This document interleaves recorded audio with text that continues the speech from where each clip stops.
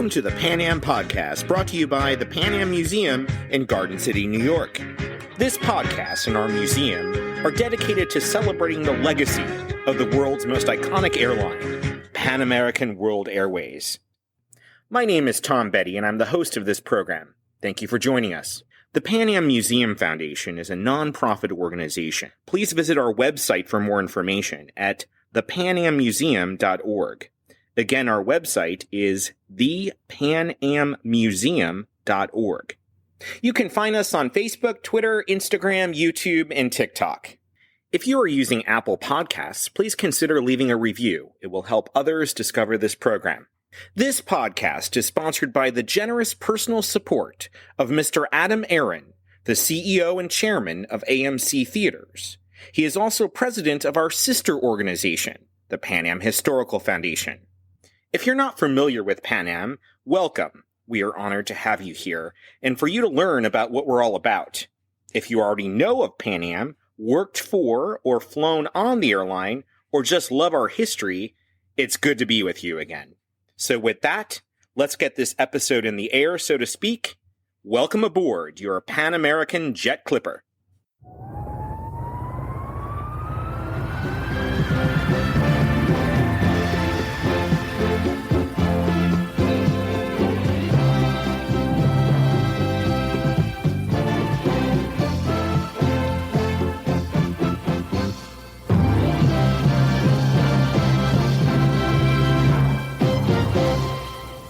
In this episode, we explore the life of Star Trek creator Gene Roddenberry, who was a pilot for Pan American World Airways from 1945 to 1948. Then we'll be joined by a very special guest, legendary actor, author, and activist George Takei. George played the character of Hikaru Sulu in the 1966 television series Star Trek and 6 subsequent feature films. He knew Gene Roddenberry well for over 25 years and will share his personal insights into the Roddenberry philosophy, memories of living in a Japanese-American internment camp during World War II, working in Hollywood as an actor, and how he became a pop culture icon. But first, let's learn more about the life of Pan Am pilot Gene Roddenberry. Eugene Wesley Roddenberry Sr. was born on August 18, 1921, in El Paso, Texas, to Eugene Edward and Caroline Glenn Roddenberry. Less than 2 years later, the family would move to the City of Angels, where his father was hired as a police officer with the Los Angeles Police Department. As a child, Gene was obsessed with reading science fiction, such as John Carter of Mars by Edgar Rice Burroughs, as well as the Lensman and Skylark series by Edward Elmer Smith. He was also equally fascinated by early aviation and had dreams of becoming a pilot for an all-too-familiar airline. The young Gene was a voracious reader and would split his reading time between science fiction adventures and anything he could get his hands on about airplanes.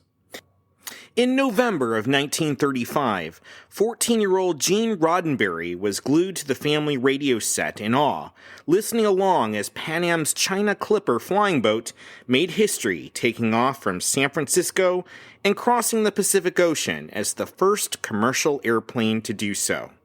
This was big news at the time, as many said it could never be done, and the teenage Roddenberry intently followed the 7-day journey from San Francisco to Manila by reading newspaper articles and listening to radio reports from each of the plane stops: Hawaii, Midway, Wake, and Guam. Let's take a listen to a 1.5-minute clip of Gene Roddenberry talking about his fascination of aviation as a child and memories of his first flights. What did you want to be when you were growing up? I wanted to be an airline pilot. That was from the first time I looked at an airplane in the sky. I was fascinated by them. I built model airplanes as a kid. I studied them. I joined a club in which we used to pretend that we were flying radio beams with blindfolded and with a pencil. And one fellow on one side, we were going da-da, da-da, and the other side we were going da-dit, which is the way the old beams worked. The first time I flew airplane by myself, it was a feeling of such exhilaration. I'd already gotten that feeling when I'd done 6 hours, I think, of tandem flight with an instructor, and some of it began then. But when you get into an airplane by yourself and you take off and you're in this lovely three-dimensional world, you can go in any direction. And you go up in there. In those days, at least, the air was clean. There is just no feeling any more exciting than that. Freedom, freedom, freedom. That's the feeling you get. And my second sensuous experience having to do that was the first time I flew at night. I remember so well because in those days also the air was clear, and over my head was this canopy of stars like diamonds in a cathedral, and below me were all the jewels of the earth, the reds and the greens and all the lights down there, piled up and shining and sparkling. It's a pity that the air doesn't stay clear these days because it just literally takes your breath away, the sheer beauty of it. After graduating in 1939 from Franklin High School, Gene enrolled at Los Angeles City College in police studies, where at first it appeared the young Roddenberry was going to follow in his father's footsteps to be a police officer. In 1938, the Roosevelt administration recognized the need for air power with a war likely in the near future. The Civilian Pilot Training Program, also known as CPT, was a government-sponsored program created with the goal of training 20,000 pilots each year and was available for free for eligible men. The government would contract with private flying schools all over the country to provide trainings to students where they lived. After finishing his first year of college, Gene enrolled in CPT and found himself at the Joe Plosser Air College at the Central Air Terminal in Glendale, California. He was 18 at the time. Gene completed his flight training studies, and on September 17, 1940, he became a fully licensed pilot and was issued Airman Certificate number 37-77-40 by the Civil Aeronautics Authority. He continued his studies at LA City College in the spring and summer of 1941, while also taking advanced flight training through the government-paid program with Earl Percy Parks, Jr., an instructor at California Flyers. On June 26, 1941, Gene graduated from college with an Associate of Arts degree and was awarded a College Service Honor from the Police Club. This made him the first member of the Roddenberry family to finish high school and graduate college. Shortly thereafter, Gene would join the U.S. Army Air Corps. His service would be placed in standby status for the next few months. Let's take a listen to Gene talking about this time. I got into the CPT, civilian pilot training, which the government was doing before the war, realizing that probably we would go to war and need pilots. And I got my private license through CPT, my advanced license, acrobatics, and so on. I joined the Air Corps before the war, before World War II, but was not called in until the Japanese bombed Pearl Harbor. And then on the 18th of December, 1941, I was shipped off to Texas to begin my flight training. As a devoted hater of war, I'm sorry to say that the happiest day of my life was when I found myself shipped off to war to become a pilot. That's all I ever wanted to do in those days. Well, flying was a mixture of good things to me and bad things. Obviously not too bad because I'm alive today. It was just a stream of consciousness running through my flying days. It was a great victory to me personally to get through cadets and not be washed out. So many boys in those days were. It was a great victory to be able to pass the physical examination. As I said, in my childhood, I was somewhat handicapped. I couldn't see in bright sunlight, and then I had asthma and so on. The miracle of adolescence for me was that all those things went away. And I remember 4 of us went down to take the exams for the Air Corps, and I was the only one who passed in all counts. It's the miracle of the body changes of adolescence. Gene completed his military flight training on August 5th, 1942, when he was commissioned as a second lieutenant in the U.S. Army Air Corps. He was posted to Bellows Field in Hawaii to join the 394th Bomb Squadron, 5th Bombardment Group of the 13th Air Force, which flew the Boeing B-17 Flying Fortress. During his service in World War II, Gene had many close calls. Let's take a listen to him sharing some of his war memories. My flying experience was basically a happy one. I remember the joy of going overseas.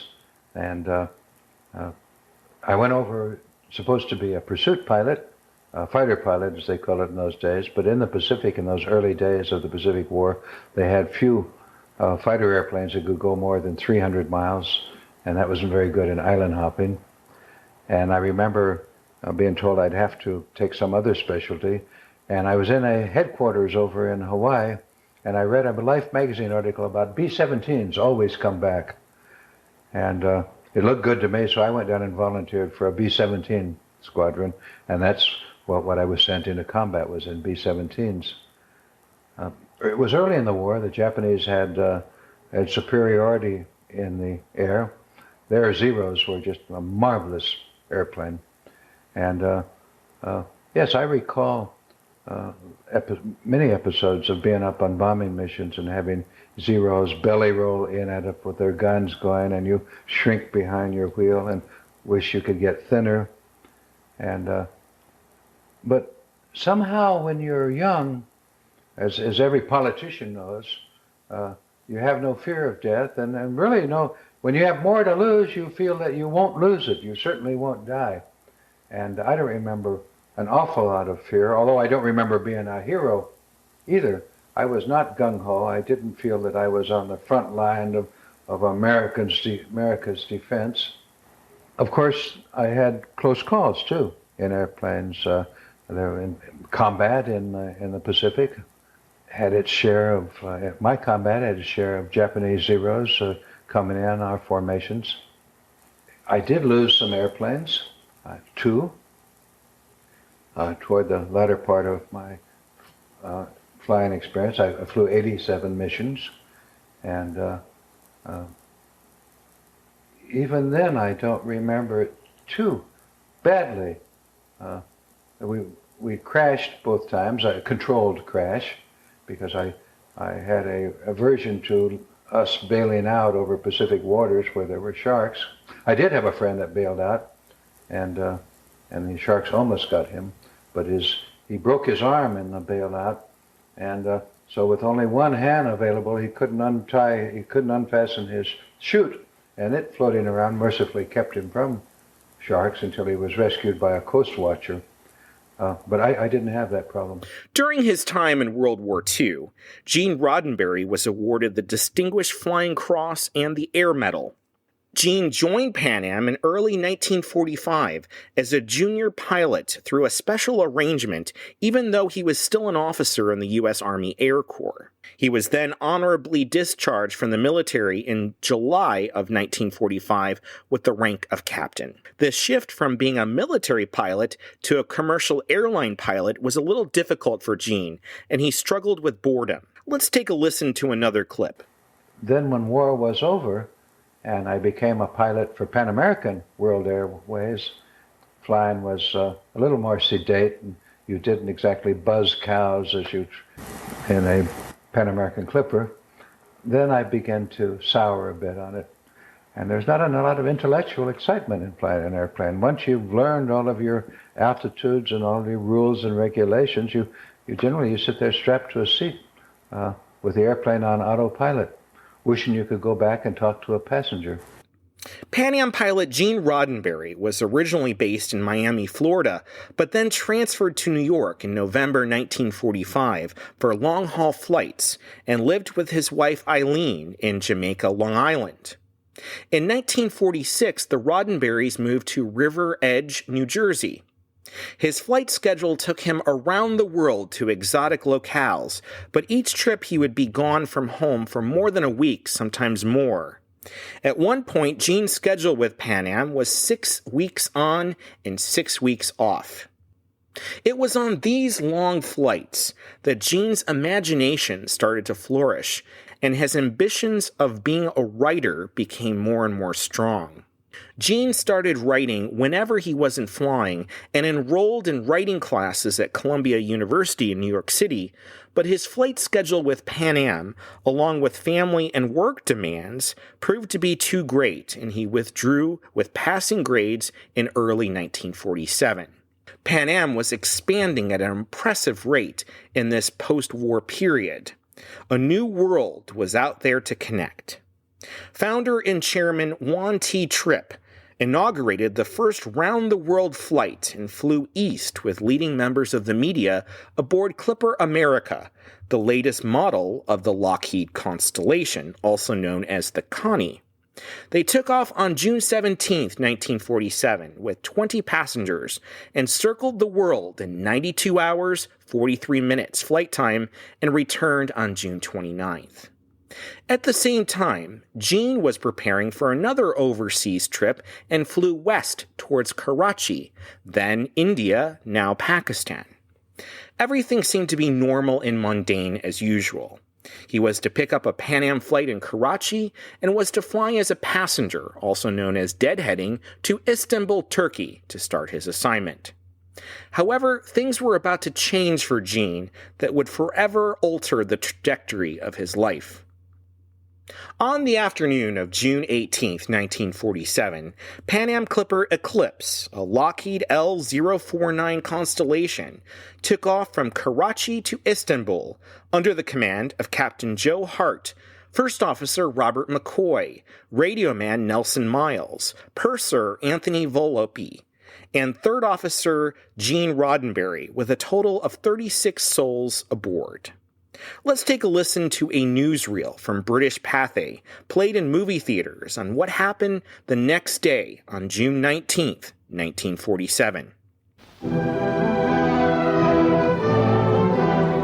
Tragedy in the Middle East, as a Pan-American Constellation bound from Karachi to Istanbul lies wrecked in the Syrian desert.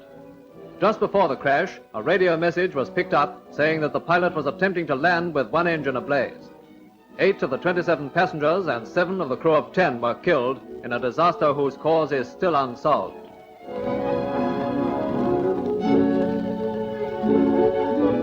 Five hours into the flight, Roddenberry took over controls from Captain Hart to give him a break. Later, while Hart was in the back of the plane resting, the number 1 engine developed a fault with an exhaust rocker arm, and Roddenberry shut the engine down. Roddenberry called for the captain to return to the cockpit, and they, along with First Officer McCoy, evaluated the situation. All were not worried, as they knew the plane could fly perfectly on 3 engines, and that the local airstrips in the area would not be able to make immediate repairs, and they decided to continue on to Istanbul. Gene decided there was nothing more he could do to help, and everything was under control. So he took a nap in one of the bunks built into the flight deck. 2 hours later, he woke up to a nightmare. You are now going to hear directly from Gene Roddenberry about what happened. Note, this is the only known recording of Roddenberry talking about the crash, and he rarely spoke about it. Let's take a listen, and listener discretion is advised. I think the scariest things that ever happened to me came some years later when I was flying for Pan American World Airways. I was heading back from Calcutta, and I was deadheading back. I was not one of the pilots of the plane, and I checked somebody out in a navigation route, and we lost our number 1 engine. And I was flying at the time. I'd taken the wheel for a while. The pilot, Joe Hart, who was killed in it, was a friend, and I said, you guys rest. I'm bored, so I'll fly for a while. And we lost number 1 engine. I called him up, and I remember us discussing that maybe we'd go to Ankara instead of Istanbul, because it was a little lower route to Ankara. We weren't worried. The Constellation, which is what this was, an L049, flew very well on 3 engines. And I went back and went to sleep. And I remember I was wakened by the alarm bell. I opened the curtains of the bunk, and it looked like the whole left side of the airplane was on fire. What had happened is the number 2 engine, which is the one nearest the cockpit there, had blown its, had thrown out its, burst its bearings, and they had cut the oil and fuel lines aft of the where they can be stopped, and it was spewing oil, gasoline over the engine, and we ultimately crashed in the desert. We were at 21,000 feet, and it just seemed to take forever to get down. And as the supernumerary, it saved my life. I was a supernumerary because there was panic in the cabin, and I can understand why. There certainly was in the cockpit, although controlled. And in my heart, there certainly was. And I remember walking down the aisle of the airplane, trying to tell people in as calm as possible a voice that it looks worse than it is, that we know where we're going to land below, and we know what we're doing. And I was in the third to last row of seats when the airplane hit. And my images of that are looking out a window, seeing we cartwheeled for a quarter mile across the desert. I remember a great flaming pool of gasoline, a glimpse of bodies writhing in the fire as they were burning. And 9 of us got out. And I would like to read a few excerpts from the book Star Trek Creator, the authorized biography of Gene Roddenberry by David Alexander. Quote, "When the alarm sound filled the flight deck, Gene was instantly awake, rolling out of the bunk and into the emergency that was only beginning. No one had to tell him what the problem was. Gene had seen plenty of engine fires during the war. He saw the bright light shining through the cockpit window, illuminating the left side of Joe Hart's face. It was the thing most dreaded by all who fly fire in flight. The number 2 engine, the one closest to the fuselage on the left wing, was burning furiously. The flight crew tried the normal fire extinguishing procedures to no effect. The brightness and intensity of the flames told them that the problem was beyond their control. The magnesium parts of the engine were burning, and the built-in fire extinguishers were useless. Captain Hart knew it was just a matter of minutes before the engine burned itself off the wing. How airworthy the plane would be after that was anyone's guess. Hart had to take the plane down. Gene was more pessimistic. He thought the plane would blow up in midair before it could be crash-landed. Concerned with the passengers and the possibility of panic building in the cabin, Hart told Gene to take charge of the passengers and prepare them for a crash landing, just as he put the plane into a steep dive. Hart's confidence in his friend's abilities to handle the passengers saved Gene's life. Had he stayed on the flight deck, he would have ridden to his death." End quote. Gene quickly mobilized Purser Tony Volpe and flight attendant Jane Bray and prepared the passengers for an emergency landing. As the plane was descending, the fire spread to the wing, and soon afterwards, the engine separated from the plane, which ruptured the gas line and fed the out-of-control fire. Captain Hart expertly guided the plane into a wheels-up landing. However, the left wingtip made contact with the uneven ground, which caused the plane to spin toward the left, and the plane continued at 150 miles per hour, throwing bodies and anything not secured around the cabin. The crash resulted in a fury inferno that killed many passengers and crew. Let me share another excerpt from Alexander's book. Quote, "The second the plane came to rest, Roddenberry, Volpe, and Bray quickly began evacuating their charges through the ruptured fuselage. As the fire in the front of the plane approached their section, they knew they had only seconds to get everyone out. Moving as fast as they could, they pushed open the cabin door and guided the uninjured passengers out. Gene and Tony handed down the injured, and then the uninjured passengers on the ground dragged them to safety. Even with the composed and focused actions of the surviving crew, the evacuation did not go smoothly. Gene pulled out several people who were themselves on fire and used a pillow he found on the ground to smother the flames. On board, the flames were growing in intensity, so he could not make a couple of trips into the passenger compartment. The last passenger he pulled out died in his arms. The wind changed, blowing the burning gasoline directly over the ship's wreckage. Gene and Volpe were unable to rescue any more passengers out of the plane. The other passengers safe for the moment, the trio turned their thoughts to their friends on the flight deck. They ran around the burning fuselage and wings to the front of the plane. Looking in the cockpit windows, they could see the flight crew sitting at their station, slumped over in their seats, dead or unconscious. Frantically pounding on the windows, Volpe, Bray, and Roddenberry tried to rouse their friends until the flames drove them back." End quote. After Gene and his remaining crew agreed that there was no one else they could be saved, they turned their attention on survival and treating the injured. They had crashed in the Syrian desert and would likely not be rescued for hours. At sunrise, they were greeted by desert tribesmen and spotted signs of civilization in the distance, telephone poles. Gene organized 2 parties of 2 men each to search for help and to follow the cables. He himself walked over 4 miles and found a small town where he was able to phone authorities.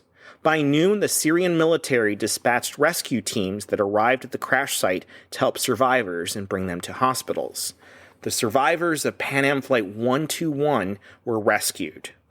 Gene Roddenberry sustained 2 broken ribs and minor abrasions and contusions. He, Tony Volpe, Jane Bray, bravely rescued many from the burning wreckage of Clipper Eclipse. Of the 36 people on board, only 21 survived the crash. The events on this summer day in 1947 forever changed Gene's life. Something happened to me that had a big influence on my life. As we were coming down, and death was absolutely certain, I was thinking all sorts of things. Scratch a message to my wife in the metal, you know. Well, what am I going to say? I love you. She knew that. I thought, well, maybe you just ought to pray. And I remember thinking that, wait a minute, you don't ordinarily pray, and I wouldn't have much respect for a God that would accept your prayers when you were in dire straits like this. He's bound to judge you on, if he's judging you on what you did in ordinary times as well as, but he just wouldn't accept prayers. And so I remember making up my mind not to pray. I just said, okay, take me as I am. And I've always been rather proud of that you might call that dire emergency. And if you believe something in a dire emergency, it's probably what you truly believe. But it was an interesting, if you live through experiences like that, it was a very interesting experience. I had, we were rescued by Arabs. I had to make friends with them, and it was so interesting experience. I've never written a story about it because it just seems too, real life sometimes gets too phony to translate into fiction. You wouldn't believe it in fiction. I wouldn't believe the sun coming up on the desert and the survivors crouched there, and a young man from India suggesting that he imagined that many religions represented various people would like to pray thanks in their own way. I couldn't write that scene. No one would believe that scene, sun coming up, and it just seemed so phony. But the experience was full of those things. I relate these experiences because I'd like my children to understand, and anyone else who cares to listen, that there really is no such thing as bravery, that we humans are capable of all sorts of things, given the circumstances. I was trapped into doing certain things as being the surviving officer of that crew, and there was no bravery involved. You just do what you have to do, and all humans are capable of that. In different circumstances, I could have easily been a sniveling coward, and with different feelings. So I'd like to say to my children, have a certain pride in yourself. You probably will be surprised at what you're capable of, and don't be judgmental about yourself. I'm so anxious that you don't look on these experiences that I happen to blunder into and say, well, that's my dad. I couldn't do that because what the hell you couldn't. He decided that he did not want to fly anymore and would leave Pan Am on May 15, 1948, to pursue his dream of writing, particularly for the new medium of television. To have a steady paycheck while writing, Gene followed in his father's footsteps, becoming a police officer for the Los Angeles Police Department on January 10, 1949, where he would eventually write speeches for the chief of police and be a liaison on the TV show Dragnet. He would leave the police force in mid-1956 to pursue writing for television full-time. Gene would write for a variety of programs. His first series that he created was called The Lieutenant and aired on NBC from 1963 to 1964. His next series would turn into a pop culture phenomenon and redefine science fiction storytelling. In 1966, Star Trek aired on NBC.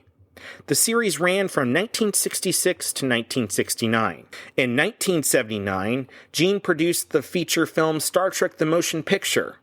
This was followed by 5 more films.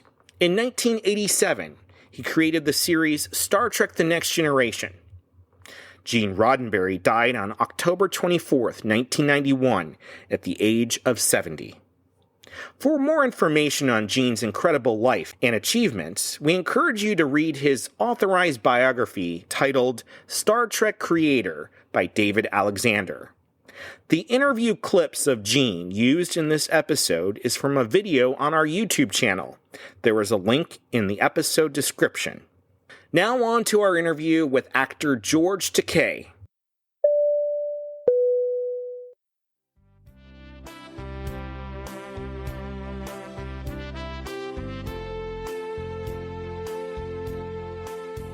George Takei was born April 20th, 1937 in Los Angeles, California.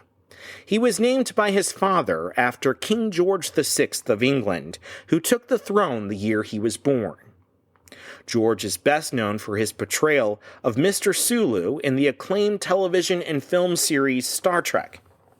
He's an actor, social justice activist, social media megapower, New York Times bestselling author, and subject of To Be Takei, a documentary on his life and career. George's acting career has spanned 5 decades, with more than 40 feature films and hundreds of television guest starring appearances.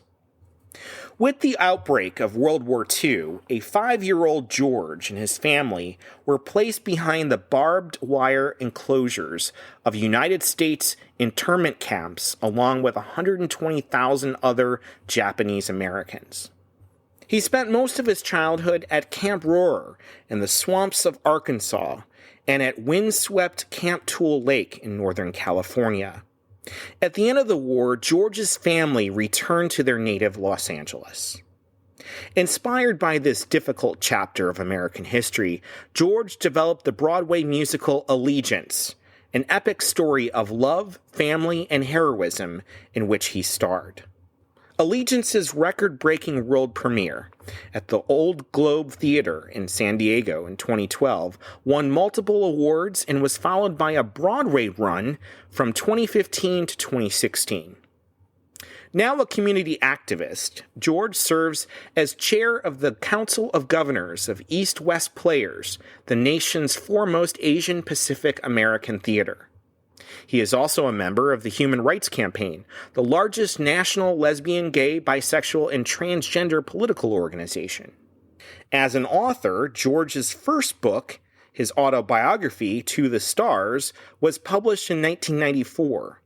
And in 2012 and 2013, he published his second and third books, Oh My, There Goes the Internet, and its sequel, Lions and Tigers and Bears, The Internet Strikes Back. George's social media dominance is best denoted by his numerous awards. Mashable.com named George a social media superstar on Facebook in 2012. In 2015, Cosmopolitan magazine named Takei one of the internet's 50 most fascinating people. George and his husband Brad reside in Los Angeles, California. A special thank you to Philip Keene and Jonathan Del Arco for connecting me with George and Brad.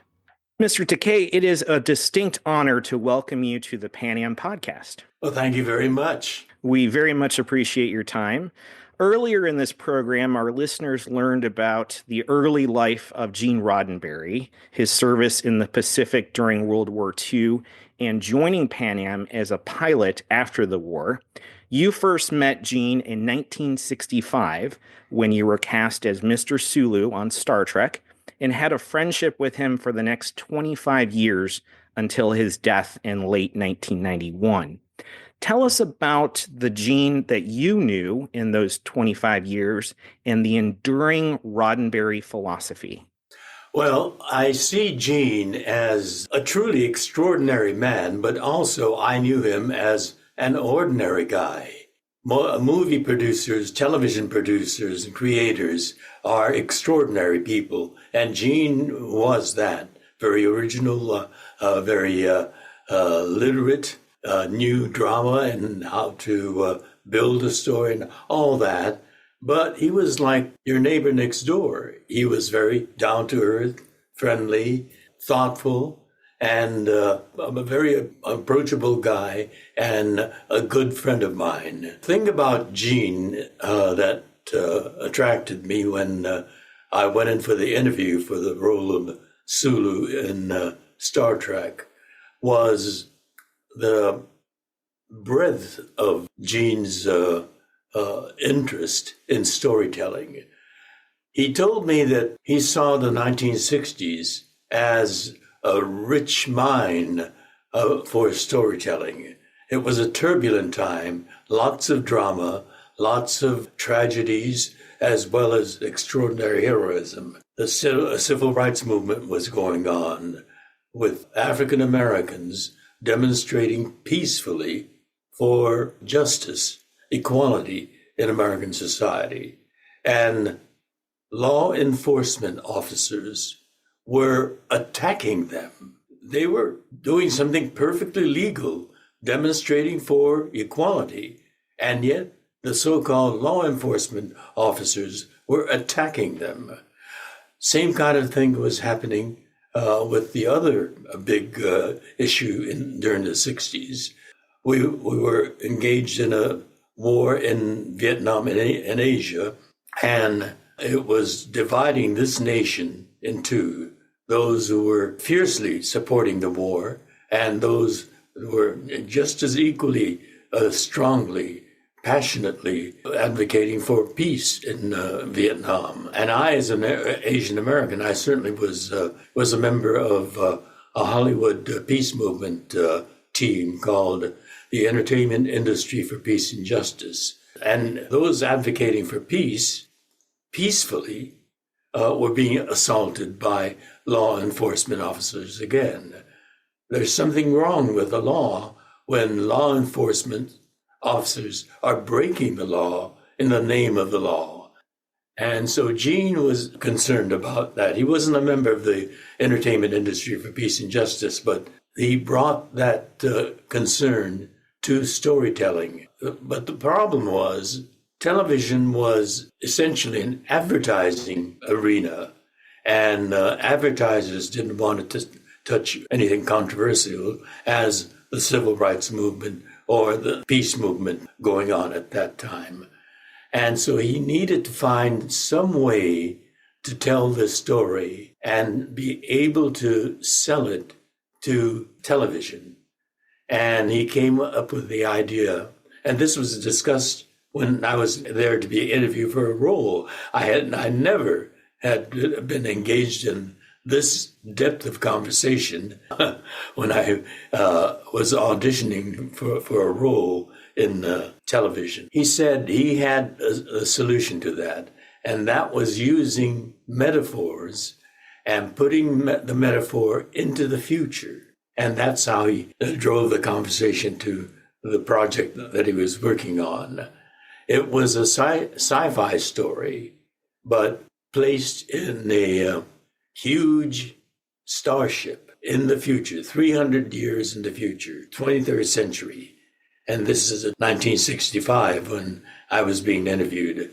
He wanted to tell this story was a metaphor for Starship Earth, and populated by many, many different races, faiths, politics, as Starship Earth was at that time.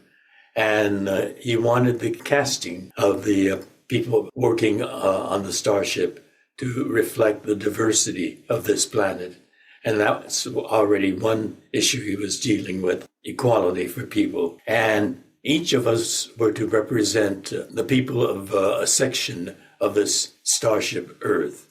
The captain was to be North American, but he wasn't going to cast an American. He cast a Canadian in that role, Bill Shatner. Europe was to be represented, a European, and Scots are famous for being shipbuilders in history. So he was to be a Scotsman, Montgomery Scott.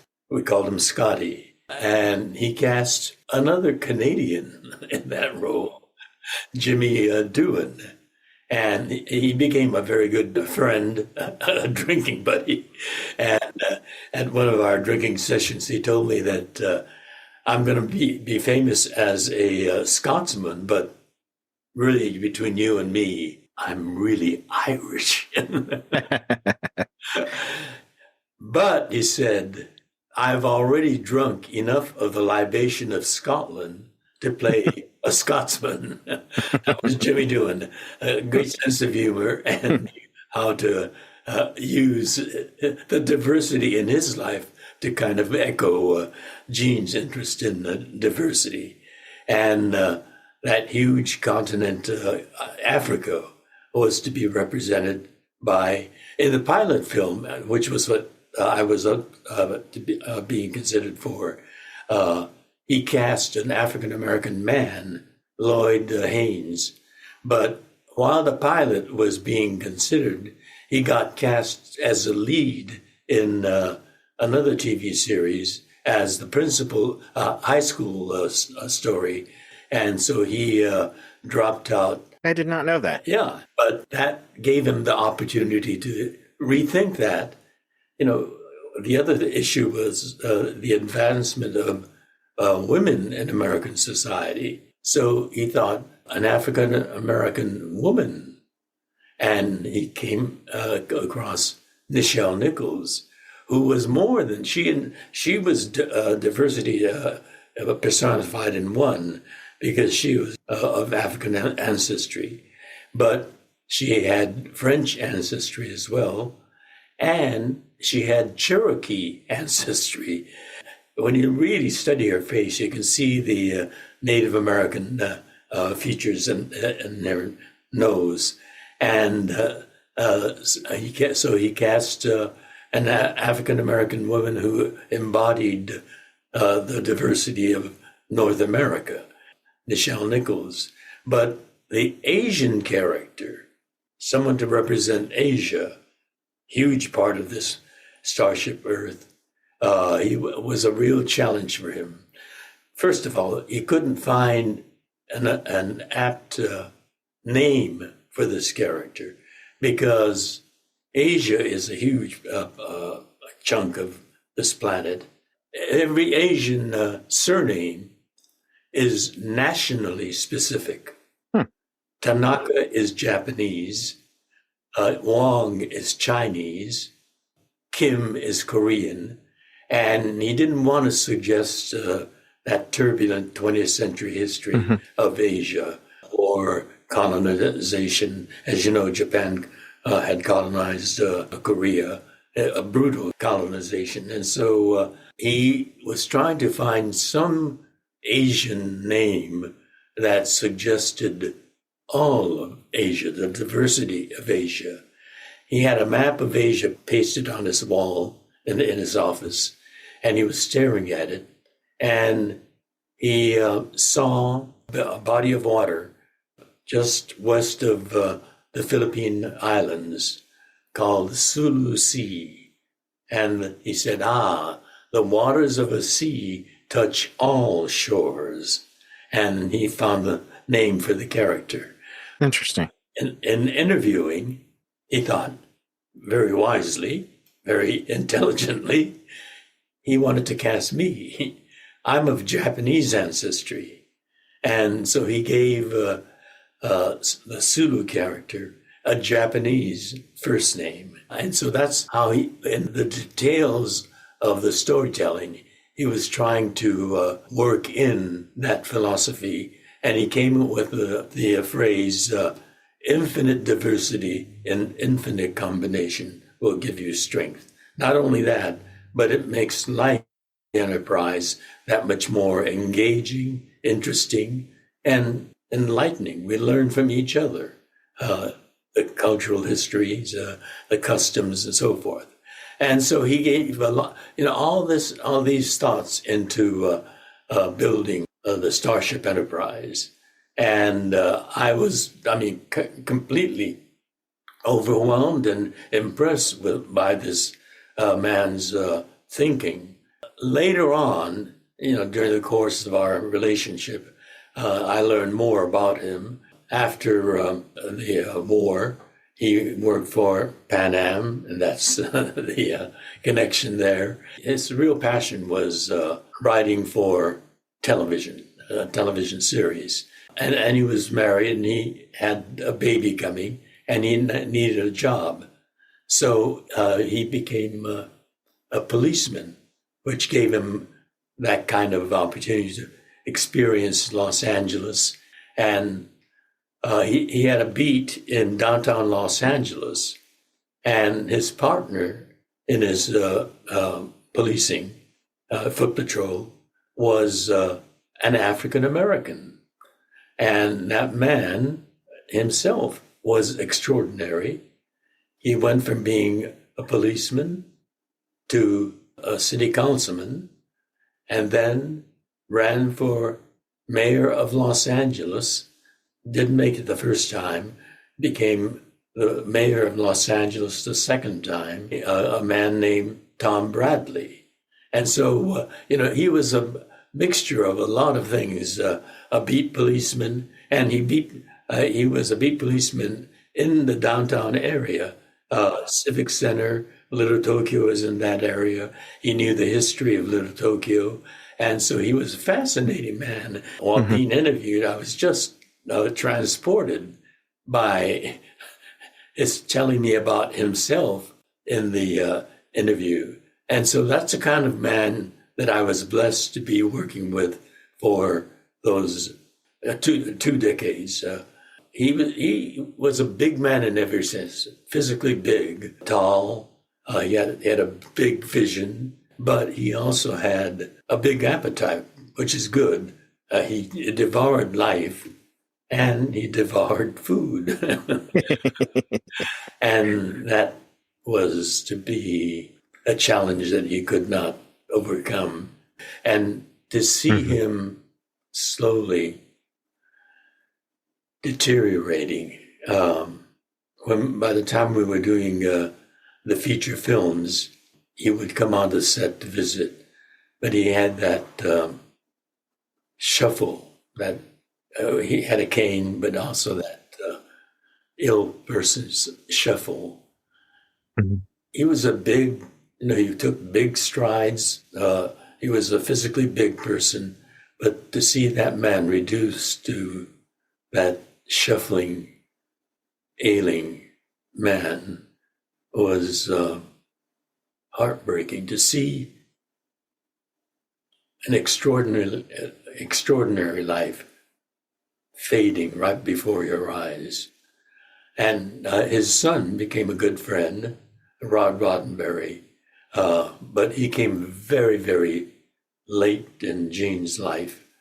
And Rod really didn't know his father. So, he became friends with me, and he wanted to kind of extract as much as I knew about Gene Roddenberry, so to know his father, because he was too young while he was a little boy growing up, and when he really wanted to know his father, he was gone.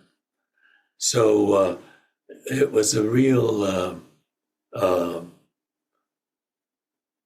experience of a life that I got to share with Gene, and my colleagues in varying degrees shared that. I aggressively embraced that, and I consider him a friend as well as my boss and my colleague. So that's my Pan Am connection. He worked for Pan Am before he came to Hollywood. Let's switch gears for a moment and talk about your life. You have a new book coming out called Rhymes with Takei. Tell us a little bit more about this new project. Well, I've been writing about my life. I don't know whether you've read They Called Us Enemy or My Lost Freedom. I have indeed, yes. You have? Actually, I wasn't going to bring this up, but I might as well. When I was 14 years old in 1994, I was waiting for the package from Walden Books at the mall. I was in the store waiting for your first autobiography, To the Stars. Oh, thank you. As a youngster at that time, I was amazed by the whole Japanese American internment camps, and also very angry. And I wrote a couple papers in high school about it. Well, so my first autobiographical writing, and so I've been writing about my childhood imprisonment unjustly. It was, in fact, President Reagan finally in 1988 apologized for that unjust incarceration because of the activism that came from the Japanese American community. My generation, my parents' generation, was so wounded and so impoverished that after the war, they were too busy just trying to survive, to find a job. My father's first job after we were released from camp was as a dishwasher in a Chinatown restaurant. Only other Asians would give us a job, and at that menial jobs, they are the ones that suffered the most, and they didn't have the time to actively advocate for justice at that time, just to feed the children and keep them clothed and educated.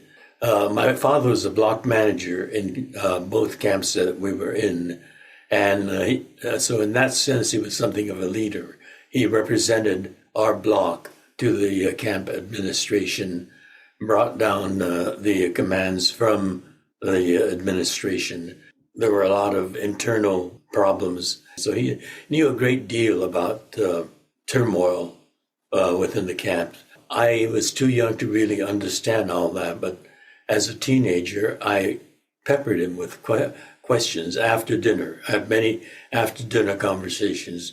And he often quoted President Abraham Lincoln's Gettysburg Address speech, the part that goes, a government of the people, by the people, and for the people.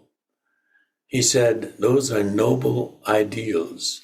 That's what makes American democracy great. But therein also lies the weakness of American democracy, because it's a people's democracy, and people are fallible human beings. They make mistakes. Even presidents make mistakes. He said during the 30s, he was an admirer of President Roosevelt. he inherited a nation that was plunged into a horrible, deep economic depression, and the spirit of America was broken. People lining up in soup lines for a bowl of soup. And as the president, he had to galvanize the country. And he said to them, there's nothing to fear but fear itself. And that brought the people and the economy back up.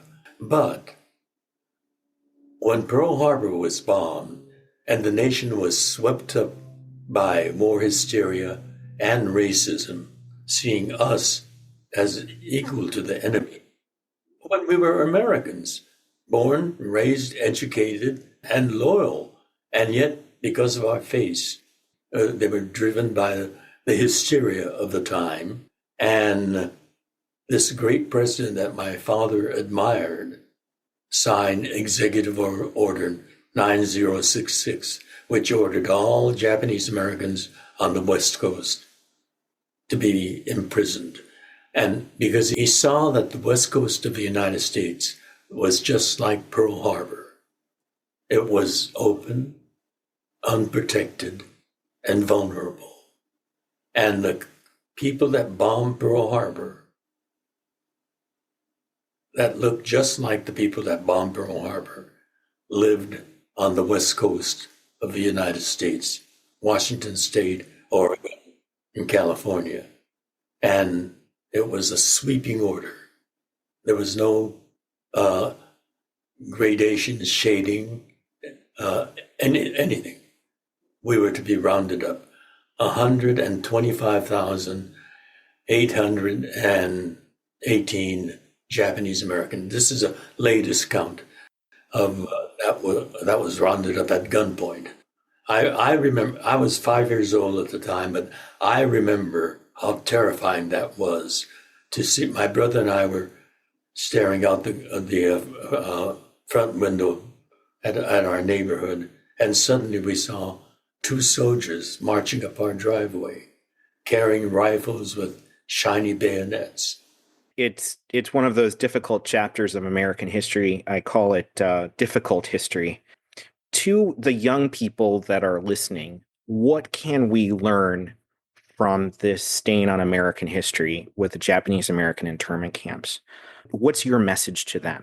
Well, there's an important lesson to be learned from that chapter. And, you know, the thing is, even in the Japanese American community, there are, as I said, my parents' generation, but they're my real role models. They're the ones that made me understand as I was a teenager. My father was exceptional. He talked about it when I asked questions, and we had many, as I said, after dinner conversations. Oh, he's the one that, in many ways, taught me about activism. But there were many Japanese Americans of my parents' generation that didn't talk about it. They felt ashamed. The shame is the government's, not ours. And so there's a whole generation of younger Japanese Americans who know little, if nothing, about their own family history. When we did Allegiance on Broadway, these couples, husband and wife, or maybe young people dating, would come backstage to tell me how moved they were and that their parents or grandparents were in camp. And I'd say, oh, which camp were they in? You know, to personalize the story. And their faces are blank. They don't know which camp. So just to help them out, I'll say, were they in Arkansas, Wyoming, Idaho, Arizona? They don't know. And that's why, you know, I put a lot of emphasis in my writings on that internment story. It's an American story, and all Americans should know something about it, as we know about our history of slavery. But when I realized there are Japanese Americans who know next to nothing other than just that their parents or grandparents were in camp. I needed to get that story out to other Japanese Americans. And I emphasized to them, don't be ashamed. The shame is not your parents or grandparents. And so the activism came from our generation, and we lobbied and went to Washington and talked to a congressman. And it was in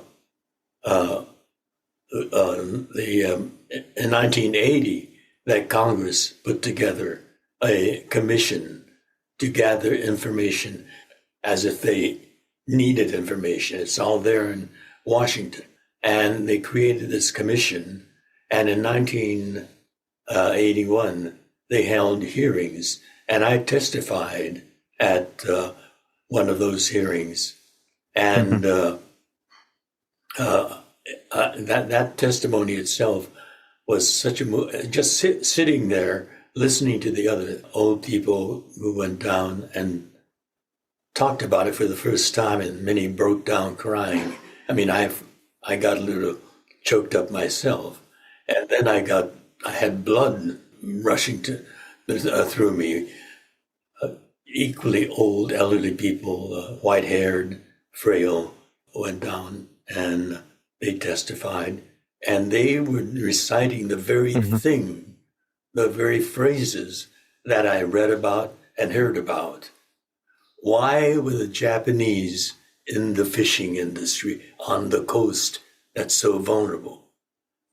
Those are the arguments they used to indict us.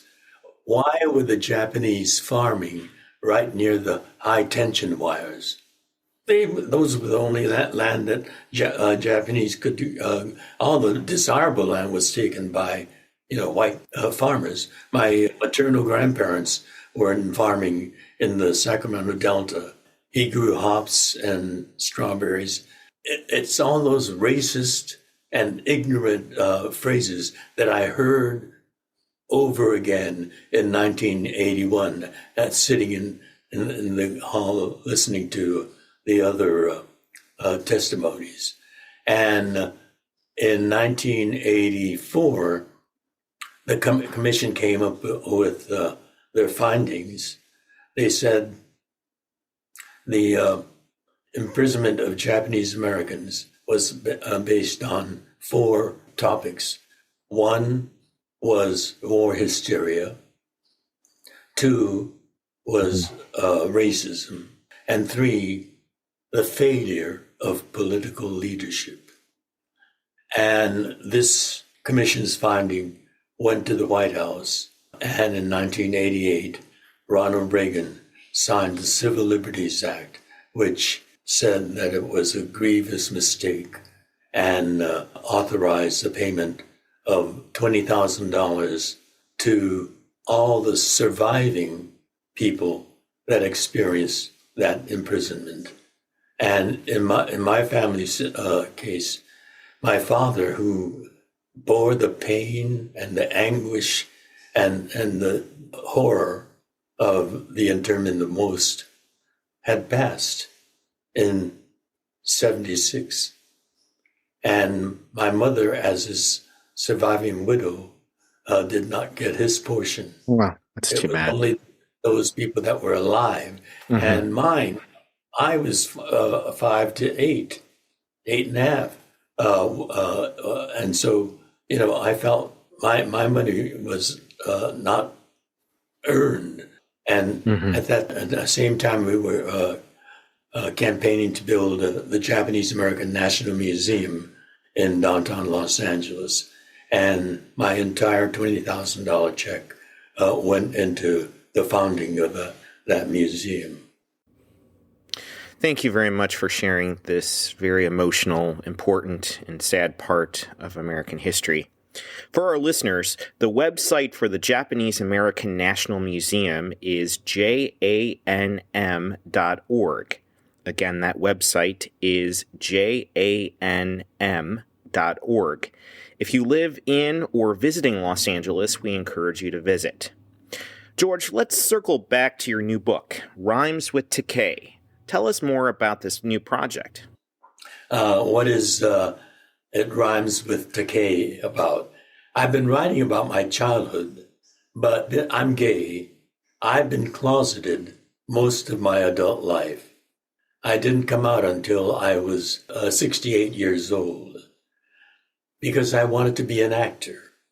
And there was no way that Hollywood would hire me if it was known that I'm gay. I remember from my teenage days, I was in love with Tab Hunter. Do you remember that name? I don't remember him, but I know you're who too he young. is. Yes.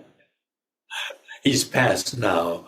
He was a blonde, good-looking, sexy actor under contract to Warner Brothers, and almost every movie that came from Warner Brothers with a young leading man role starred Tab Hunter. Damn Yankees, Battle Cry. He was my idol. I wanted to have a career like him. But one of the scandal sheets of the time exposed him as gay, and his career ended. He disappeared. And that was an object. I was a teenager by that time. That was an object lesson for me. You can't aspire to be an actor and be known as gay. And so I've been closeted until I was 68. I was an activist on so many other issues, civil rights issue, justice for Japanese Americans. And obviously the gay issue was a big political issue. And after Stonewall, bold, brave, determined LGBT people came out and started lobbying. I was silent, didn't participate at all, while active in the civil rights movement or justice for Japanese Americans. I was silent. And so I decided it's about time. I spent my boyhood behind American barbed wire fences, but I spent the bulk of my adult life in prison behind invisible barbed wire fences on the gay issue. And so I thought for the title of my book, I'd make the book buyer, play a little game.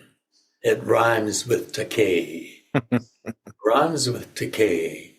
Day may say gay. Oh, I get it. So that's why it's titled It Rhymes with Takei. It's the chunk of my life that I spent hidden, imprisoned behind my self-imposed barbed wire fence. Well, to our listeners, it comes out later this year in June. There is a link in the episode description to pre-order the book on Amazon.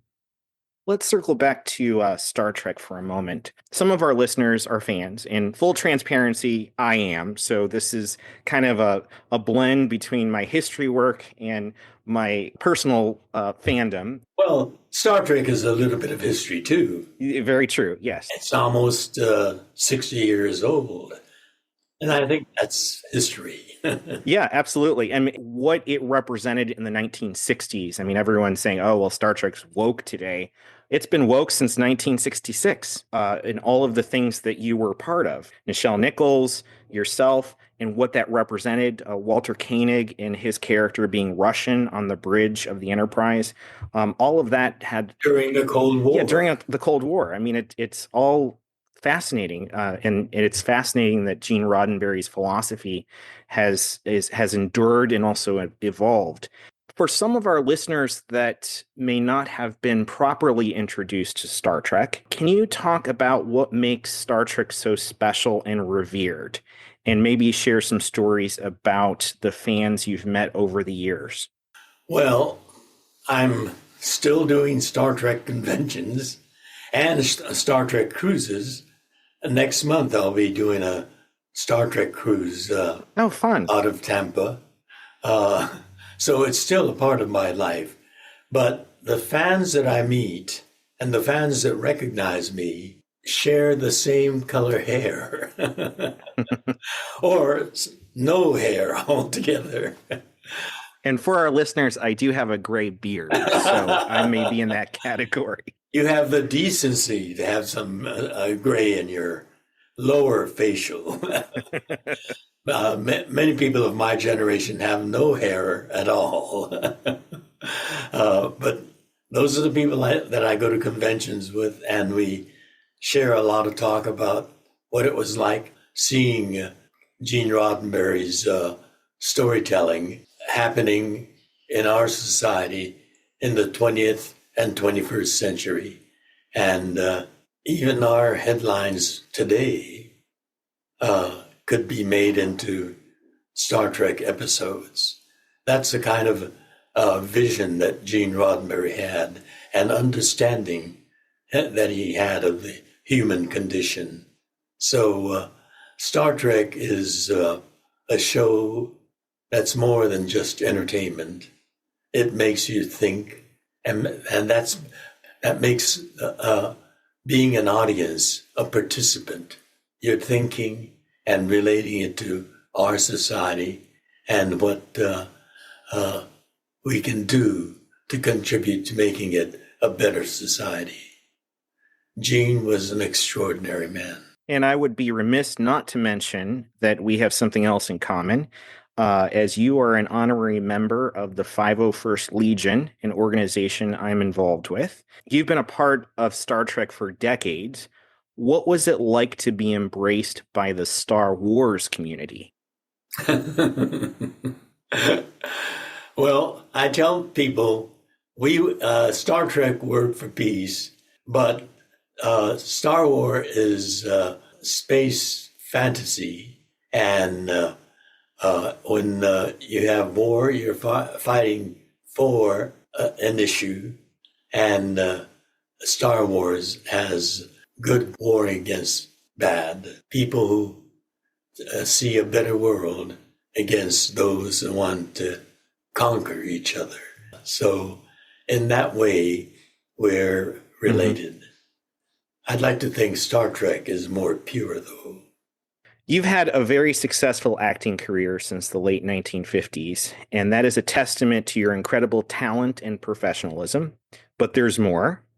You've also been an activist for most of your life, even running for elected office for LA City Council in 1973. You brought public attention to the Japanese American internment history and lobbied government officials for recognition and restitution.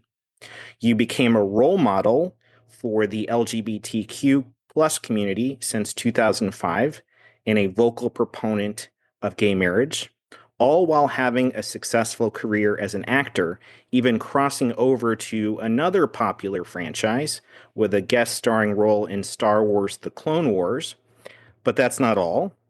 In the 2010s, you became a social media powerhouse and pop culture icon. And I realize this list is just scratching the surface, and there's a lot more. With all of these incredible achievements, looking back at your life today, how does all this make you feel? And how do you hope history will remember George Takei? Well, I'm a Japanese American, but primarily an American who believed in a participatory democracy, and I participated. And hopefully I was able to make some contribution. And looking back at all your achievements, how's that make you feel? You're a role model for LGBTQ plus kids all over the country and the world. How's that make you feel? it makes me feel like I made a contribution, that my life has some meaning for our society and hopefully for the society that I leave behind. I'm 87 years old, just a few months from turning 88. So I'm counting the birthdays that I'm going to be celebrating. I've celebrated a lot of birthdays, 87.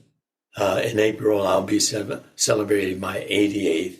So there'll be hopefully more birthdays, but they're probably going to be less than all 10 fingers on my hand.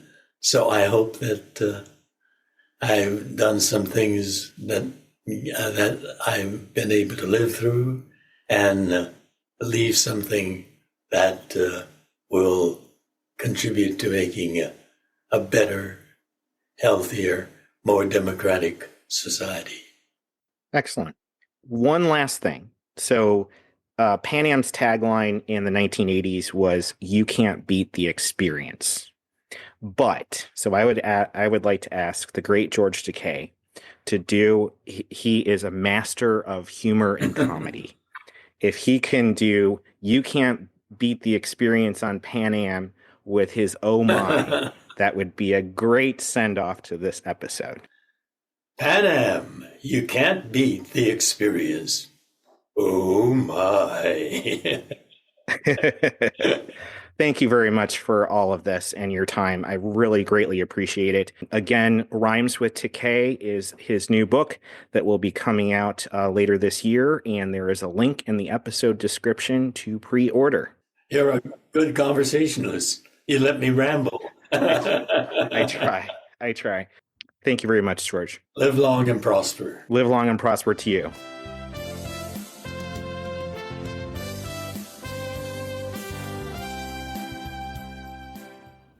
Pan Am was a pioneer in air travel and still stands as one of the most iconic and innovative airlines in aviation history. That legacy lives on at the Pan Am Museum in Garden City, New York, where you can explore the rich history of the aircrafts and individuals at the heart of the company known as the world's most experienced airline. For more information about the Pan Am Museum, check out our website at www.thepanammuseum.org.